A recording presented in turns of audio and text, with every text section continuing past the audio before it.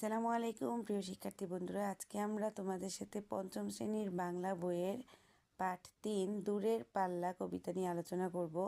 চলো প্রথমে কবিতাটি পড়ি। দূরের পাল্লা কবিতাটি লিখেছেন সত্যেন্দ্রনাথ দত্ত। ছিপখান তিনদার তিনজন মাল্লা, চৌপর দিনভর দেয় দূর পাল্লা। পারময় ঝোপঝাড় জঙ্গল জঞ্জাল, জলময় শৈবাল পান্নার টাকশাল। কঞ্চির তীরঘর ওই চর জাগছে, বনহাঁস ডিম তার শ্যাওলায় ঢাকছে।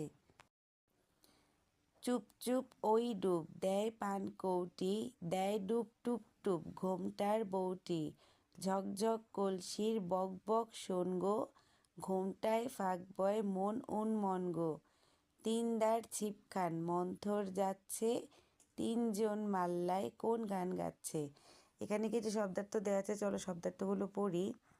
উন্মন উদাস, চৌপর চার প্রহর বা সারাদিন, ছিপ সরু নৌকা, জঞ্জাল আগাছা, টাকশাল টাকা তৈরির কারখানা, তীরঘর নদী তীরের ঘর, দ্বার বৈঠা, দিনভর সমস্ত দিন, পারময় পাট জুড়ে, পানকৌটি পানকৌড়ি পাখি, পান্না সবুজ রঙের দামি রত্ন, মন্থর ধীরে, মাল্লা মাঝি।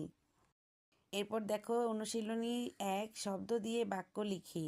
দিনভর, লোকটি দিনভর কাজ করেন। জঞ্জাল, ঘর থেকে জঞ্জাল পরিষ্কার করো। শ্যাওলা, পুকুরে শ্যাওলা ভাসছে। পুকুরে শ্যাওলা ভাসছে।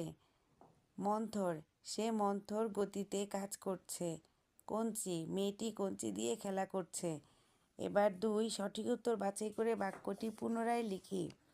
কবিতায় তিনজন মাঝির কথা বলা হয়েছে। খ, নদীর সারা পাড় জুড়ে ঝোপঝাড় রয়েছে। গ, নদীর পানিতে শ্যাওলা ভাসছে। ঘ, পানকৌড়ি নদীতে ডুব দিচ্ছে। ও, কলসিতে পানি ভরার বকবক শব্দ শোনা যাচ্ছে। চ, নৌকা চালাতে চালাতে মাঝিরা গান গাইছে। এবার 3 নম্বরে কবিতাটি হাততালি দিয়ে একবার একসাথে বলি, তোমরা সবাই নিজেরা করবে। এবার দেখো এখানে প্রশ্ন দেওয়া আছে, চলো প্রশ্নের উত্তরগুলো পড়ি। ক, বনহাঁস কি করছে? উত্তর, বনহাঁস 3 ডিম পেড়ে তার ডিমগুলো শ্যাওলা বা শৈবাল দিয়ে ঢেকে রাখছে। খ, নৌকায় যেতে যেতে মাঝিরা কি কি দেখছে? উত্তর, মাঝিরা নৌকায় যেতে যেতে পারময় ঝোপঝাড়, পানিতে শৈবাল, কঞ্চি দিয়ে তৈরি তীরঘর, শ্যাওলায় বনহাঁসের ডিম শুকানো, পানিতে পানকৌড়ির ডুব দেওয়া,